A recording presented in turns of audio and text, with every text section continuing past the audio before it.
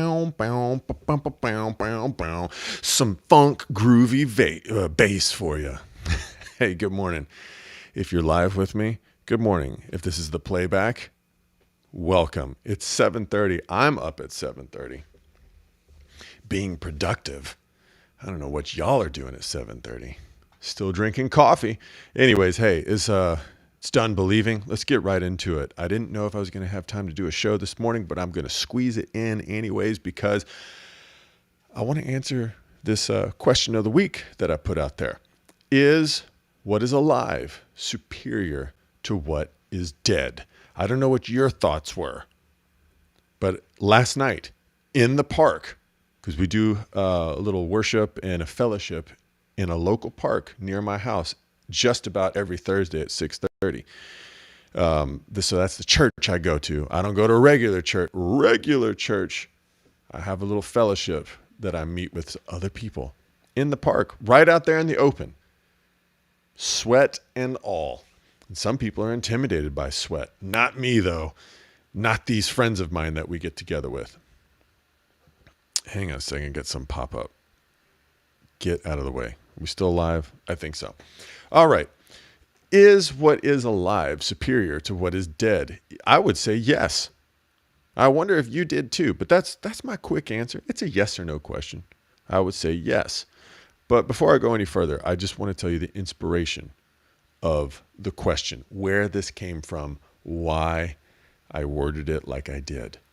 I was reading a news story a couple of days ago from religious news service. This is not necessarily a Christian source. It's just a news service that handles morality and religion and other crap like that. Anyways, let me just see if I got the headline right here, which I'm pretty sure I do. Yeah, religious news service says how to answer. I'm reading on my phone. How to answer when a Christian nationalist embraces the label as a badge of honor. And this lady, Representative Margie Taylor Greene, I don't know a lot about her. I just have heard her name, and I know that this is a horrible picture of her. You can see every sunspot. Ladies, stay out of the sun. Anyways, a Republican, some politician, who cares? She's a Republican, a representative Republican from Georgia, and she was asked, or she was labeled or something like that. She was called a Christian nationalist. You're a Christian nationalist. You're a person who, go Google what a nationalist is. A nationalist is somebody that thinks that their nation is superior to other nations or something like that. I don't know. It's kind of tribalism, I guess. I don't know. And then they stick Christian on top of that. So it's basically a person who uses their religious convictions to govern how they're going to vote and how they think this country ought to be led and governed. So what's wrong with that? That's my first question. What's wrong with that? Anyways, so she, instead of kowtowing and going, no, I'm not a Christian nationalist, she just said, yeah, I am a Christian nationalist. I believe that America is a great country. I will fight for it. I'm paraphrasing, of course. Just trying to capture what it is she said. I think America is great and I support it, and America first kind of mentality.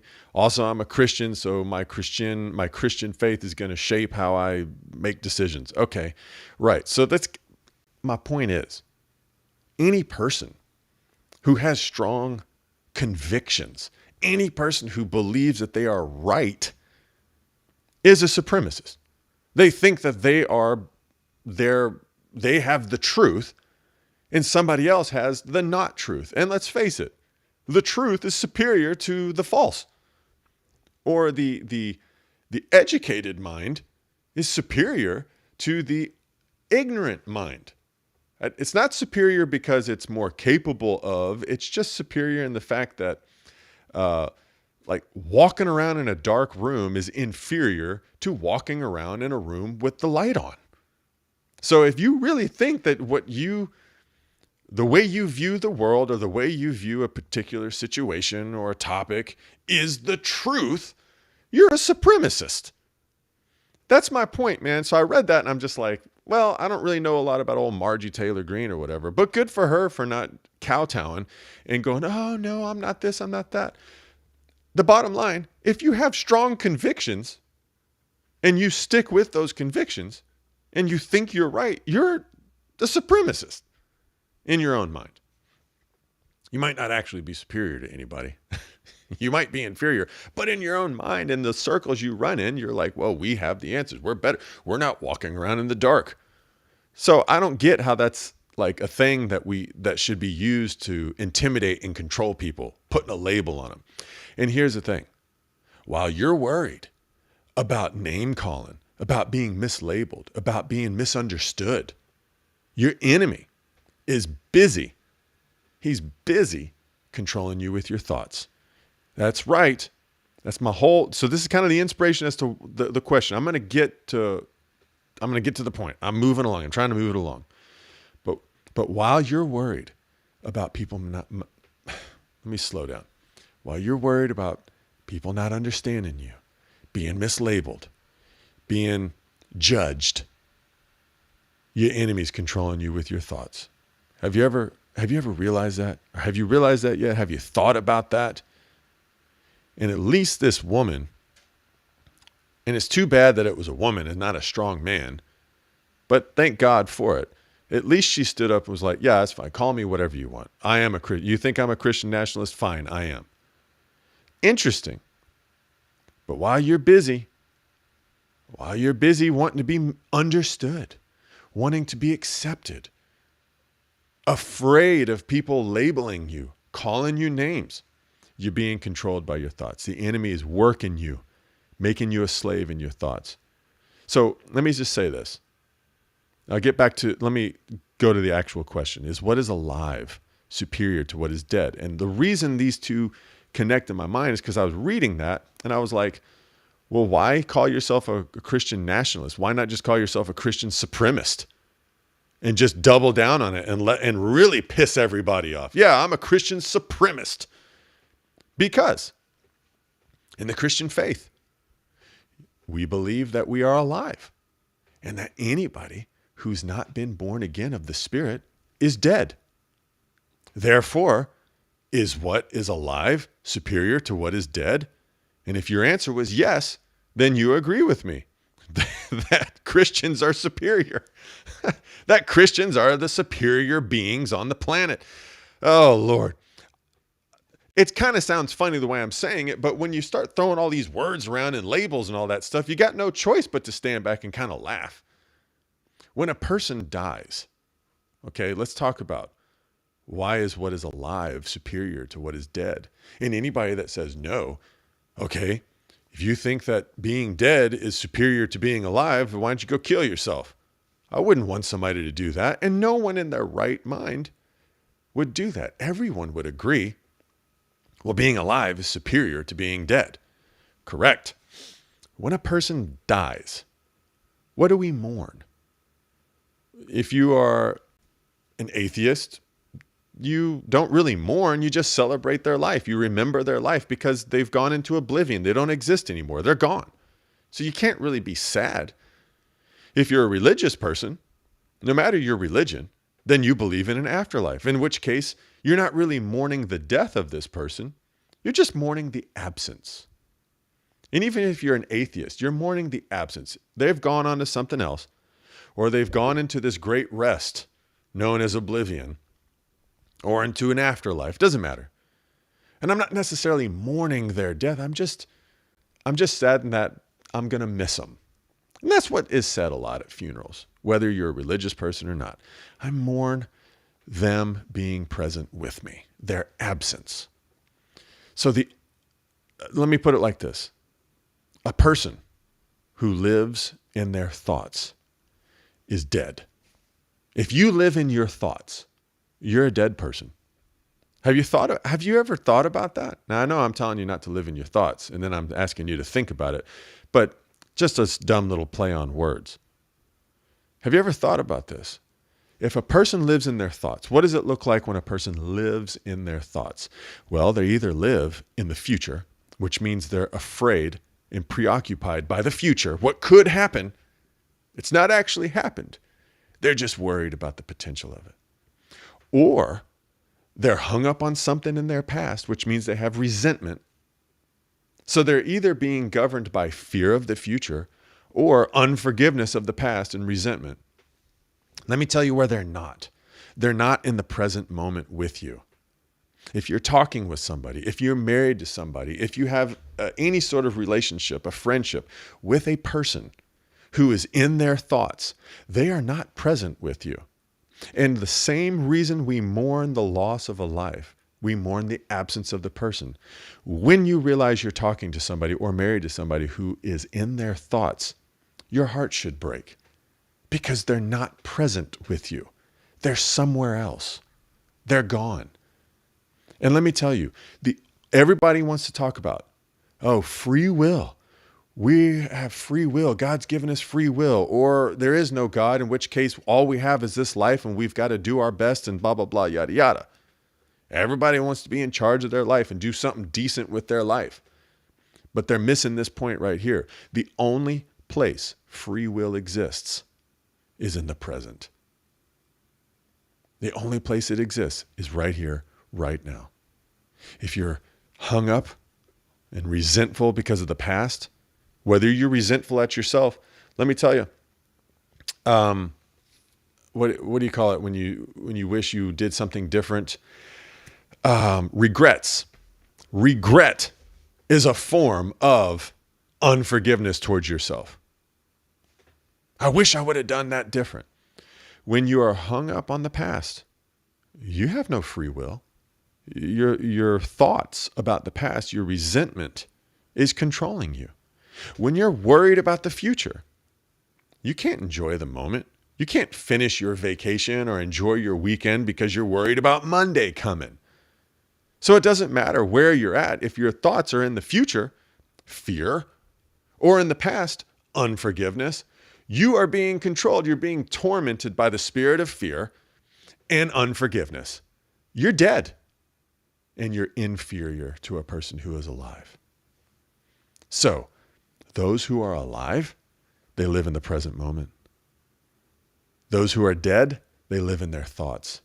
And what is alive is superior to what is dead.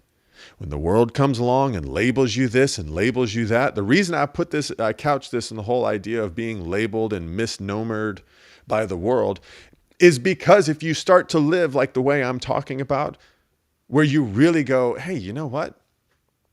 I am superior to a dead person. I am alive and they are dead. If you start to live like that, two things are going to happen. Number one, you're going to have compassion on people. It's no longer going to be about who's coming to my church and how many people can I get to convert today. It literally is, wow, these people are in trouble. This is a life or death situation. This is not a theological situation. This is life or death with people. This is people's lives. And it should break our hearts. And it should inspire us to do something more than just scream Bible verses at people and quote scriptures and repeat other religious leaders. It should motivate us to do something. So number one, it's going to break your heart. You're not going to judge them. You're going to experience love for these people because you know they're dead. They have no choice in the matter. They're being tormented. They're like a sheep without a shepherd, being chased here and there by wolves. Number two, if you start to live like the way I'm living, where you realize I'm alive, everybody else is dead, the enemy's going to come and play to your ego. That's it. Or the accusations are going to show up. People are going to call you arrogant. Oh, you think you're better than this. And the ego is going to raise up. You got to beat that down. And this is how you do that. This is how you do it. Don't worry about the name calling. Don't worry about being misunderstood. You're being misunderstood by dead people. They have no concept of life. There's no way that they could understand you. Go and try. If you are like, let's say, if you're a full-grown adult, I'm 40, I'm 41. There's no way I can go make my teenage son, who's 16, understand life the way I understand it. It's just not going to happen until he hits 41. Then he'll go, oh, now I see. So I have compassion and patience with him. It's all you got to do. But the being mislabeled by the world, it doesn't mean nothing. That's how I can say, yeah, I'm a Christian supremacist. Fine. Don't care. Slap whatever label you want on me. I think I'm done. I think we'll end there. If you live in your thoughts, you're dead. You're being controlled and manipulated. You got to get out of the thoughts. And this is how you do it. Every morning, every night, pray in silence. Let God reveal things to you. Observe your thoughts. Take them captive. This is what Jesus told us to do. Take every thought captive. Not some thoughts. Well, take the good ones and leave the bad ones. No, every single thought. Force your thoughts to prove themselves right. If you think today is going to suck, wait and see. Then when the evening gets here, if today did indeed suck, you can say, well, I guess that was a true thought because today sucked. Then you might need to just check your level of appreciation for being alive. You're kind of ingrateful. Well, yeah, you might have had a sucky day, but I guarantee somebody else had a suckier day.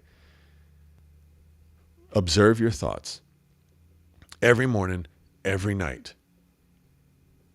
Observe them. Don't judge them. Don't live in them. Don't identify with them. Just watch them. And you will begin to develop an ear for the Spirit of God within you. And you will live from that place. You will live from the Spirit within, not the thoughts that come from without. You're not making your own thoughts. Your brain is just a computer, a machine that's processing information that's coming in. You're not your brain.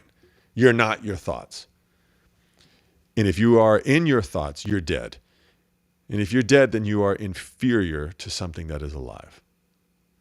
It's that simple. So if they call me a supremacist, you're damn right I'm a supremacist. And you can be one too. Right? Right. Have a great one. We'll see you back on Monday for more Done Believing. This has been Done Believing. Moving away from simply believing the truth, straight towards knowing the truth, all for the purpose of overcoming our own delusions. Have a great one.